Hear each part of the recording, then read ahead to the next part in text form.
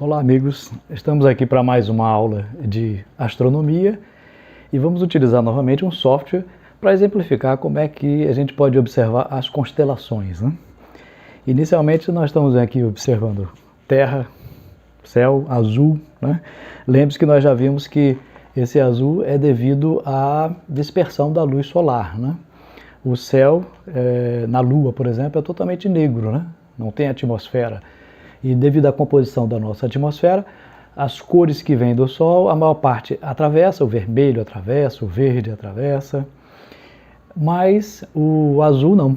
E graças a Deus as outras também com mais energéticas, né, como o ultravioleta, por exemplo, e o raio-x ficam retidos na nossa atmosfera. Mas nós podemos tirar essa atmosfera, vamos tirar aqui um pouquinho a atmosfera, e vemos o céu totalmente escuro, né, com as estrelas.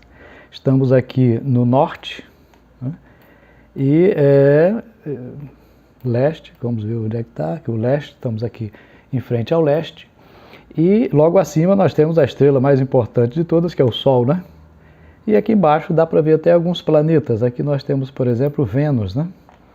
A gente pode dar uma olhadinha em Vênus, aproximando aqui observando Vênus, tá vendo? Observe que o planeta Vênus, né, ele tem fases, né? A gente pode, através do software, né, o software que nós estamos utilizando é o Stellarium, né, que você pode adquirir gratuitamente na internet pelo site stellarium, com 2 L's, né, .org. Aí você pode ver aqui, ó, o planeta Vênus tem fases, né? Mas vamos deixar de lado um pouquinho os planetas e em outra aula nós iremos ver um pouco mais sobre os planetas. E iremos ver agora um pouco sobre as constelações. Por que eu estou aqui no lado leste, né? Eu estou no lado leste aqui porque os astros, naturalmente, nascem no leste e se põem no oeste. E para a gente não nos confundirmos com tantas constelações assim, né? Nós fazemos o quê? Nós indicamos, né? Nós damos uma referência. Essa referência são as constelações. As constelações são áreas do céu, e que elas podem ser representadas também por figuras, né? Aqui, por exemplo, vamos colocar umas figuras. Aqui nós temos a constelação aqui do Touro, né? Constelação do Touro, com as Pleiades. E todas as constelações, elas são divididas basicamente em 3 regiões, né? Essa região central aqui, do leste para o oeste, que são as constelações zodiacais, né? São aquelas em que o Sol atravessa. O Sol atravessa essas constelações zodiacais. Na antiguidade, os astrólogos, né, usavam essas constelações para fazer os signos, né? Então você tem o signo de Touro, o signo de Escorpião, são constelações pelas quais o Sol atravessa, são 12 ao total.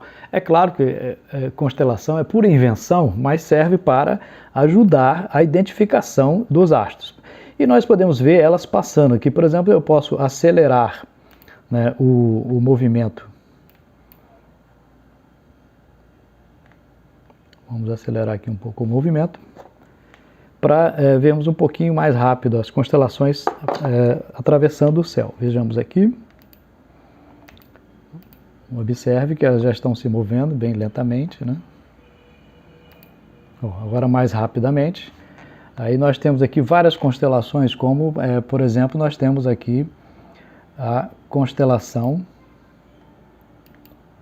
o Touro e a constelação aqui de Órion, né, que é representado pelo Caçador.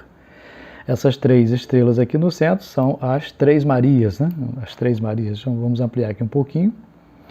Onde nós temos essas 3 estrelas e cada estrela tem uma nomenclatura, né?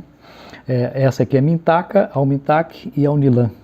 São as 3 estrelas das 3 Marias. E numa constelação existem 2 tipos de nomenclatura, né? Você tem a nomenclatura vulgar, que é essa que eu falei agora, por exemplo, e tem a nomenclatura oficial, né? Então, por exemplo, se a constelação aqui é de Órion, né? Então a gente chama de Alfa de Órion, né? Que no caso aqui Betelgeuse. Se eu clicar aqui em cima, aparece aqui ao lado o nome, né? Betelgeuse ou Betelgeuse, né? É a alfa do Escorpião. Desculpe, a alfa de Órion. E Rigel, aqui ó, Rigel em árabe quer dizer pé, porque já está exatamente no pé do caçador. Então gravar essas constelações não é simples, né? Mas faz parte de um estudo da astronomia, né? A uranografia, ela estuda os diversos tipos de constelações que podem ser divididas basicamente em 3 áreas. Se a gente tivesse todo o céu, né? Aqui nós temos o Sol em cima. Se fôssemos colocar em todo o céu todas as constelações, nós teríamos um círculo como esse daqui, e com as constelações visíveis. Mais ou menos são metade das constelações, né, que nós conhecemos. A outra metade está do outro lado da Terra, né? Então, se você olha numa noite e você observa as constelações, metade está ali visível, aproximadamente, e a outra metade no outro dia, no outro lado, que é o dia, né? Então, são 88 constelações. A gente pode dividir essas constelações em tipos, né? Então, por exemplo, se eu colocar aqui a esfera celeste, os limites da esfera celeste, né? Vou ampliar aqui um pouco, você pode ver aqui ó, o Polo Sul e o Polo Norte. As constelações que estão próximas ao Polo Sul, né? Nós chamamos de constelações austrais, né? Aproximada aqui. Então, por exemplo, aqui é o Polo Sul celeste. Esse Polo Sul celeste tem constelações próximas a ele, então nós chamamos de constelações austrais. E do outro lado, no Polo Norte, aqui, ó, observe que aqui em Recife o Polo Norte está 8 graus abaixo do horizonte, né? Essas constelações aqui são constelações boreais. Então, boreal é o termo que se usa para o norte e austral para o sul, aqui nesse lado aqui. E aqui no meio, né, exatamente onde tem o movimento diário das estrelas, nós temos as constelações zodiacais, né? No meio, se a gente acelerar um pouco aqui o movimento, vamos acelerar aqui simulando o movimento das estrelas, né? Então observe aqui que nós temos aqui, ó, isso aqui é o leste. Se a gente observar o céu durante um dia inteiro, né, nós veremos mais ou menos assim, ó. As constelações estão nascendo, né, nascem as constelações, sobem, e cada área do céu é utilizada para identificar as estrelas daquela área.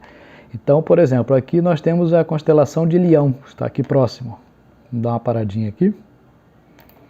Então, aproximando aqui, constelação de Leão, que é essa daqui. Só que a gente não enxerga assim, né? Não existe o desenho de um leão no espaço. Então, o que a gente faz? Deixa eu tirar aqui. Se a gente tirar, então, esse leão, costuma-se, então, unir por linhas, né? Para identificar a constelação. Mas nem no espaço tem linhas. O que a gente vê são assim. Aqui, as principais estrelas. Régulus, por exemplo, é a principal estrela do Leão, né, da constelação de Leão. Então, a configuração dessas estrelas, né, na cabeça do astrônomo, né, ele identifica primeiro as principais, traça ela com linhas, né, essas linhas identificam o conjunto e, consultando o mapa, você pode ter o nome da constelação, aqui no caso Leão, sextante, leão menor, e pode até ter também a representação gráfica, né?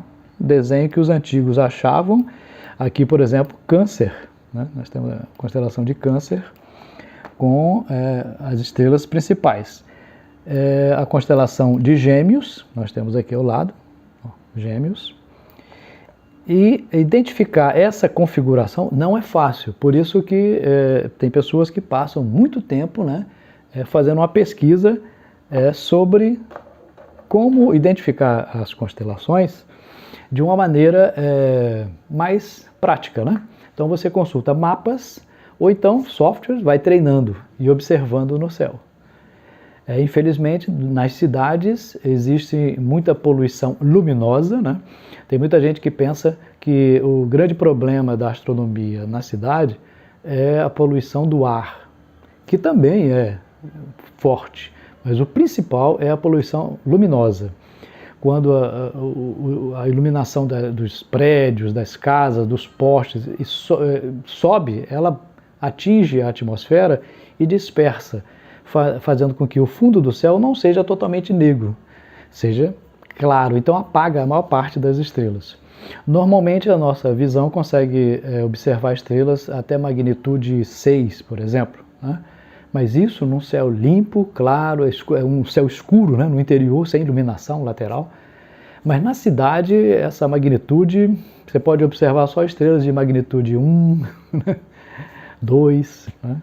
Ou seja, estrelas mais brilhantes. A gente observa na cidade somente as estrelas mais brilhantes, enquanto que no céu a quantidade de estrelas é muito maior. Se você estiver num céu limpo, você poderá identificar mais ou menos 6.000 estrelas com a vista, que a sua vista alcança, né, num céu de interior, né? Mas isso, embora possa variar de pessoa para pessoa, mas pode ter certeza que a observação dessas constelações vai ser muito atrapalhada pela poluição luminosa.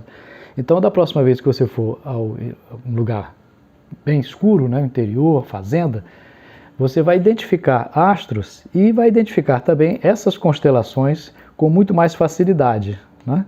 Por quê? Porque você vai poder utilizar um mapa ou um software como esse, que é o Stellarium, e localizar as principais constelações, ok?